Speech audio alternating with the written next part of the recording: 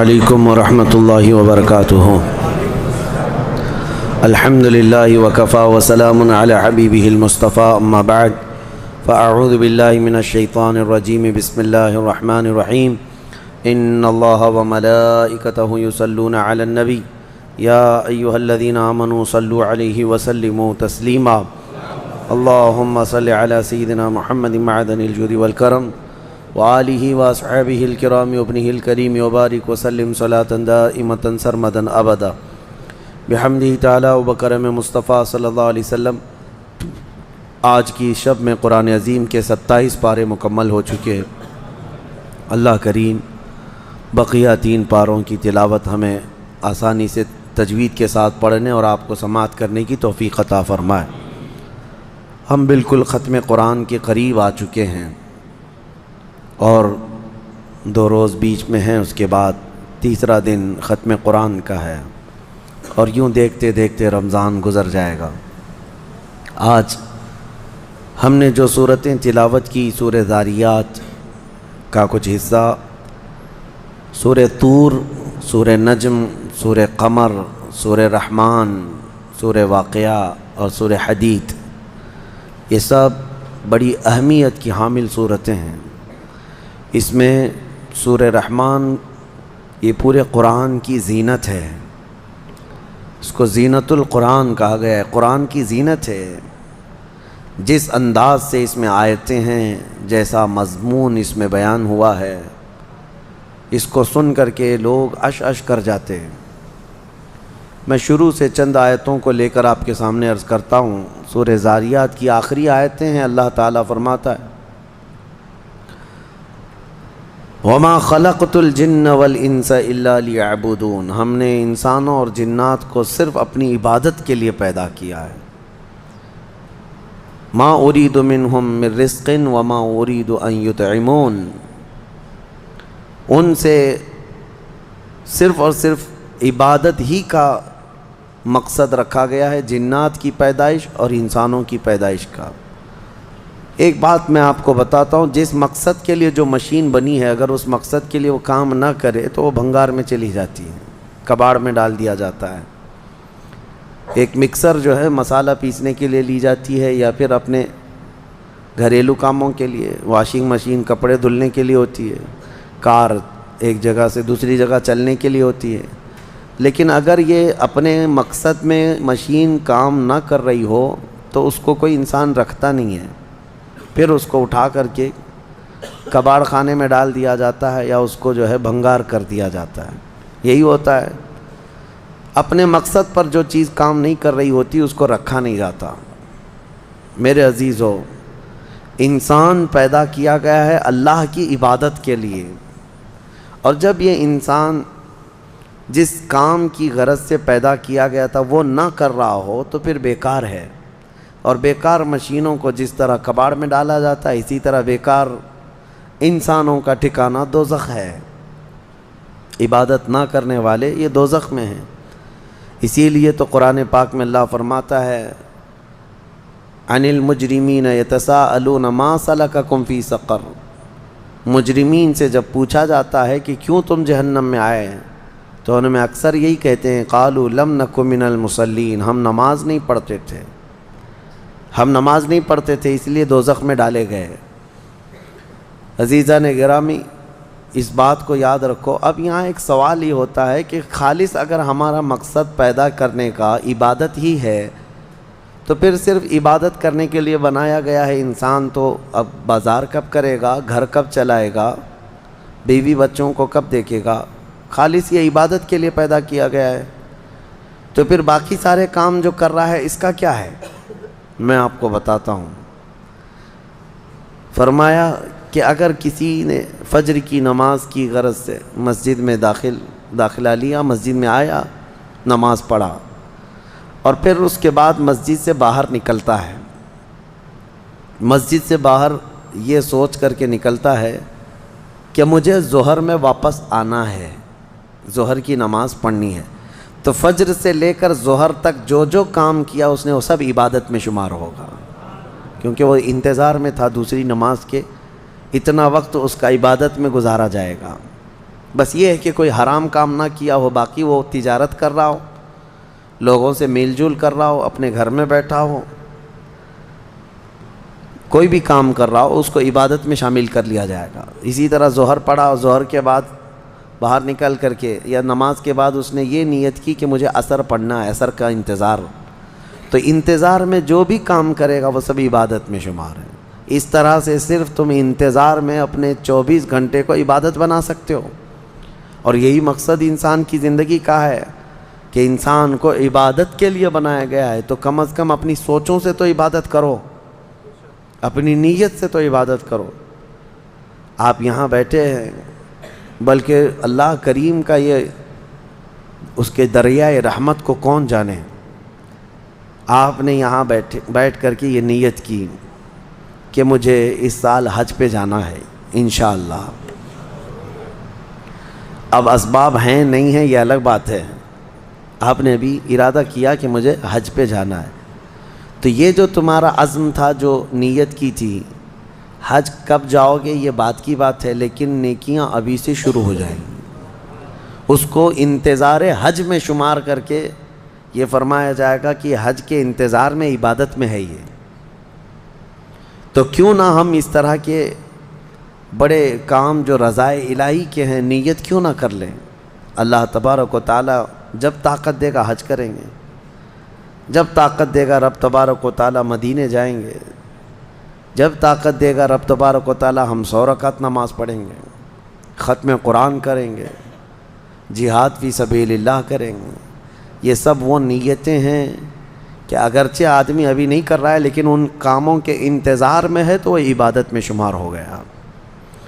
بہرحال اللہ تعالی ہمیں فضول واہیات سے محفوظ فرمائے۔ سورہ طور اور اس کے بعد سورہ نجم کی ہم نے تلاوت کی۔ سورہ نجم میں معراج کا واقعہ ذکر ہے۔ اس میں نجم جو ہے، جو کہا گیا ہے، نجم سے مراد رسول پاک صلی اللہ علیہ وسلم کی ذات ہے۔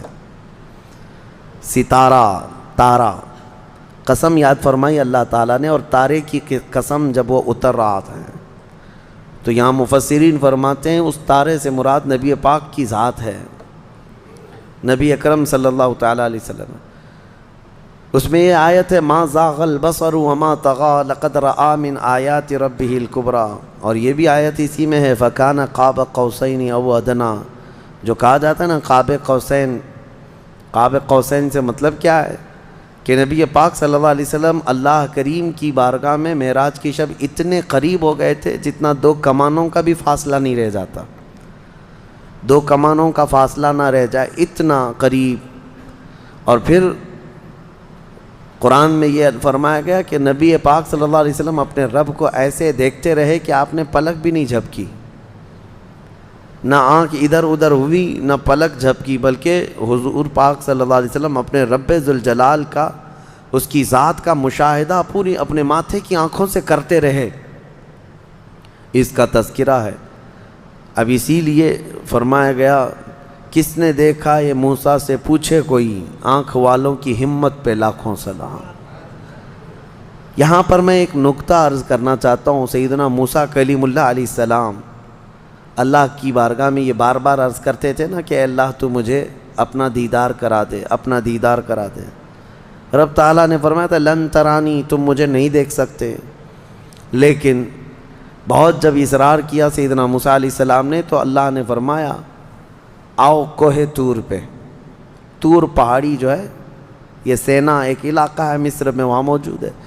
موسیٰ علیہ السلام کو اس پہاڑی پر بلایا گیا اور ان سے کہا گیا کہ قریب میں جو ایک درخت ہے اس کی طرف دیکھتے رہو، اس پر ہم اپنی تجلیوں کا اظہار کریں گے۔ اللہ تعالیٰ نے ایک ہلکی سی تجلی، جس کے بارے میں فرمایا جاتا ہے سوئی کے نوک کے سے بھی کم، اتنی ہلکی سی تجلی اپنی ذات کی اس درخت پر ڈالی۔ موسیٰ علیہ السلام ابھی پورا کھلی آنکھوں سے دیکھ بھی نہیں پائے تھے، پلک جھپکتے دیکھا تو غش کھا کر گر پڑے، بے ہوش ہو گئے، اور پہاڑ پورا جل گیا۔ وہ جلا ہوا پہاڑ آج بھی موجود ہے، آج بھی ہے۔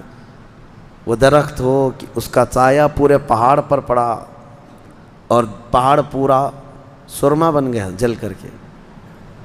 اب موسیٰ علیہ السلام کو جب افاقہ ہوا تو آپ کہتے ہیں اے اللہ تو بہت بلند و بالا ہے، تو بہت بلند و بالا ہے تیری ذات۔ اس کے بعد موسیٰ علیہ السلام جب اپنی قوم میں آئے تو ان کی آنکھوں کی روشنی کا حال یہ تھا کہ وہ 3 میل دور، یعنی تقریباً 4.5 کلومیٹر اندھیری رات میں کسی کالے پتھر پر ایک کالی چونٹی بھی رینگتی ہو تو حضرت موسیٰ علیہ السلام دیکھ لیتے تھے، اور ان کی آنکھوں میں آنکھیں ڈال کر کے اگر کوئی غور سے دیکھتا تو اندھا ہو جاتا۔ موسیٰ علیہ السلام کی آنکھوں میں جو جلال تھا وہ ہلکی سی تجلی جو آپ نے دیکھی تھی کوہ طور پر، تب آنکھوں کی روشنی کا حال یہ تھا اور ان کی آنکھوں کے جلال کا حال یہ تھا کہ کوئی آنکھوں سے آنکھیں ملا کے دیکھ نہیں پاتا، اور سخت سیاہ رات میں 4.5 کلومیٹر دور اگر کسی پتھر پر چونٹی رینگ رہی ہو تو موسیٰ علیہ السلام دیکھ لیتے تھے۔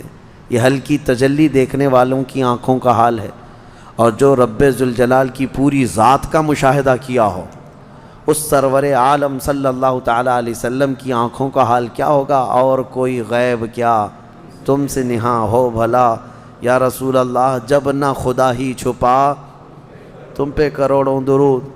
اسی لیے فرمایا اعلیٰ حضرت نے، جس طرف اٹھ گئی دم میں دم آ گیا، اس نگاہ عنایت پہ لاکھوں سلام۔ ہاں بس یہ ہے کہ نبی پاک صلی اللہ تعالیٰ علیہ وسلم کو بلایا گیا تھا، اس لیے نہ غشی آئی نہ بے ہوشی آئی، نہ اللہ کریم کی بارگاہ میں قرآن میں یہ فرمایا اللہ نے، ما زاغ البصر وما طغى، آپ کی آنکھیں نہ جھپکیں نہ بہکیں، ادھر ادھر نہیں ہوئیں، اپنے رب کے جلووں کا مشاہدہ کرتی رہیں۔ کیوں؟ اس لیے کہ جن کو خود رب تبارک و تعالیٰ بلایا ہو۔ یہاں سے اور ایک نقطہ میں بتاتا ہوں، کوئی خود سے اگر کوئی چیز حاصل کرنا چاہے تو بالکل ممکن نہیں، لیکن رب کسی کو دینا چاہے تو یہی تو اہل سنت و جماعت کا عقیدہ ہے۔ علم غیب جو حضور صلی اللہ علیہ وسلم کے لیے ہم مانتے ہیں، یہ لوگ کہتے ہیں یہ سنی بریلوی سب شرک کر جاتے ہیں، رسول کے لیے بھی غیب کی خبر، غیب کا علم مانتے ہیں کہ اللہ عالم الغیب والشہادہ ہے، رسول کیسے عالم الغیب ہو گئے؟ میاں یہی تو سمجھنے کی بات ہے کہ ہم یہ نہیں کہتے کہ رسول بھی اللہ کی طرح علم غیب رکھتے ہیں، نہیں، ہم یہ کہتے ہیں اللہ جسے چاہے جتنا عطا فرمائے، اور اس نے اپنے رسول کو بے حساب عطا کیا، یہ قرآن میں ہے، تو تمہارا اور میرا جھگڑا کس بات کا؟ اللہ کی عطا پر ہے، اللہ کی عطا پر جھگڑا کرو گے؟ تمہیں یہ ماننا ہوگا۔ ہاں اگر کوئی یہ کہتا ہے کہ نہیں رسول کا خود کا ذاتی علم ہے تو اس کو کہو کہ گمراہ ہو گیا یہ شخص، ہم اس کو نہیں مانتے۔ رسول پاک صلی اللہ علیہ وسلم کو ہو یا دنیا میں کسی بھی شخص کے بارے میں تم اگر یہ مانتے ہو کہ اس کی خود کی حاصل کی بھی طاقت ہے، ہم اس سے شخص کو کہتے ہیں کہ یہ شرک کی طرف جا رہا ہے۔ ہاں یہ کہو کہ اللہ کی عطا سے اللہ جس کو جو چاہے عطا فرمائے، اللہ جس کو جو چاہے عطا فرمائے۔ ایک بیچارے بہکے ہوئے صاحب ہیں، ہم نے یہ دلیل ان کے سامنے رکھی، بھائی ذاتی اور عطائی کا فرق سمجھو، ذاتی اور عطائی۔ ذاتی کا مطلب اللہ کی جتنی طاقتیں ہیں وہ اس کی خود کی ہیں، اس کو کسی نے دیا نہیں ہے، اور رسول کو جو کچھ بھی ملا ہے وہ ان کی خود کی نہیں ہے بلکہ یہ اللہ کی عطا کی ہوئی ہے، اللہ کی۔ بات سمجھ میں آئے؟ صاحب جو ہے وہ بھڑک گئے اور کہا کہ یہ سب فرق آپ نے پیدا کیا ہے، اس کا مطلب یہ ہے کہ اللہ جسے جو چاہے وہ سب دے گا۔ کہا اس میں تمہارا اور ہمارا اللہ مشورہ نہیں لے گا کہ کس کو کیا دینا ہے، کسی کو علم سے نوازا، کسی کو دولت سے نوازا، کسی کو صورت سے نوازا، کسی کو سیرت سے نوازا، وہ جس کو جو دینا چاہے۔ جب وہ کائنات میں اپنے محبوب کو بے پناہ علم عطا کرتا ہو تو تمہیں جھگڑا کس بات کا ہے؟ تو ان صاحب نے ایک چبھتا ہوا سوال یہ کیا، اچھا تو آپ یہ مان لیں گے کہ اللہ جس کو جو چاہے وہ عطا کر دے گا، تو پھر ہو سکتا ہے کہ اللہ اپنی طرح دوسرا اللہ بھی بنا دے کسی کو؟ کہاں کی بات کہاں لے جا کر کے فٹ کر رہے ہو؟ ہم نے پوچھا کہ اپنی طرح اللہ بنانے کا مطلب کیا ہے آپ کا؟ اپنی طرح ایک خدا، اور یہ ایتھسٹ لوگوں کا سوال ہے جو ملحد ہیں. ہم نے ان سے کہا کہ ٹھیک ہے، آپ کہنا کیا چاہتے ہیں؟ یعنی اللہ دوسرا خدا بنا سکتا ہے؟ یعنی دوسرا خدا؟ تو میں ہی آپ سے سوال کرتا ہوں، چلیے آپ کے حساب سے اگر خدا نے دوسرا خدا بنایا تو مجھے یہ بتاؤ، یہ دوسرے نمبر والا خدا، اس کے بارے میں عقیدہ کیا ہونا چاہیے؟ ہمارا عقیدہ یہ ہے، ہمارا عقیدہ خدا کے بارے میں کیا ہے وہ سنو. دوسرا کیوں نہیں بنا سکتا اللہ؟ دوسرا اگر بنایا تو اس کے بارے میں جب بھی تم کہو گے تو یہ کہو گے یہ خدا کا، یہ پہلے والے خدا کا بنایا ہوا ہے. کیا کہو گے؟ دوسرا والا کیا ہوگا؟ بنایا. اور جو بنایا ہوا ہے اس کو کہتے ہیں مخلوق. جو چیز بنی ہوئی ہے اس کو کیا کہتے ہیں؟ مخلوق. مخلوق کبھی خالق ہو ہی نہیں سکتا. مخلوق ہونا ایک ایسا عیب ہے کہ وہ خالق میں نہیں آ سکتا، خدا میں نہیں ہو سکتا. اگر وہ خود پیدا ہوا ہے کسی سے تو پھر ہم اس کو خدا مانتے ہی نہیں. ہم خدا جس کو مانتے ہیں وہ لم یلد وہ کسی سے پیدا ہوا ہی نہیں اور نہ اس سے کوئی پیدا ہوگا. بہرحال یہ بھونڈے جو سوالات ہیں یہ شیطانی دماغ کی پیداوار ہے. میں آپ سے یہ کہتا ہوں کہ اللہ رب العزت اپنے رسول کو وہ سب چیزیں عطا کیا ہے جو اس کی مرضی ہے، لیکن خدا بنایا نہیں، نہ ہی خدا کا درجہ، کیونکہ یہ ممکن نہیں ہے کہ دوسرا خدا بنایا جا سکے، ورنہ خدا کا تصور ختم ہو جائے گا. ہاں اسی لیے اکثر میں یہ شعر پڑھتا ہوں، میں مانتا ہوں اے عقل والو میرا محمد خدا نہیں ہے، مگر دلوں میں یہ نقش کر لو کہ وہ خدا سے جدا نہیں ہے. بس اتنا ہی عقیدہ ہے. سورہ نجم کی تلاوت، پھر اس کے بعد سورہ قمر کی ہم نے تلاوت کی ہے. سورہ قمر میں اللہ تعالیٰ نے حضرت نوح علیہ السلام کی قوم پر جو عذاب آیا اس کا ذکر فرمایا. طوفان نوح جو آیا تھا، فدعا ربہ انی مغلوب فانتصر. حضرت نوح علیہ السلام یہ وہ نبی ہیں جن کو اللہ نے 950 سال کی عمر عطا کی. کتنے؟ 950 سال. اور وہ تبلیغ کرتے رہے. 950 سال کوئی چیز ہے؟ آپ اندازہ کر سکتے ہیں. اور 950 سال تبلیغ کرنے کے بعد ان کی تبلیغ سے صرف 80 لوگ ایمان لائے تھے. ان کی بیوی بھی کافرہ تھی، ان کا بیٹا کافر تھا، وہ ایمان نہیں لائے. مایوس ہونے کی ضرورت نہیں میرے عزیزو. یہاں جمعہ 8 دن ہوتے ہیں دعوت دیتے ہوئے لوگوں کو اور پھر تھک جاتے ہیں. ہماری تو کوئی سنتا ہی نہیں ہے. وہ 950 سال تک تھکے نہیں اللہ کے نبی.